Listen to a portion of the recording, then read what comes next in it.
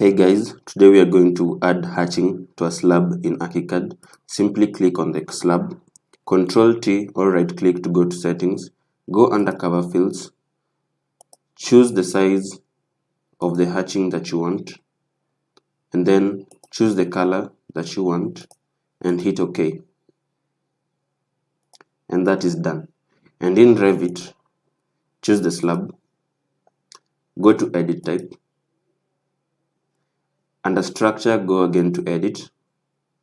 Under the first finish, again hit on these three buttons and then go under graphics and then foreground pattern, choose the pattern you want. Let us take this for example.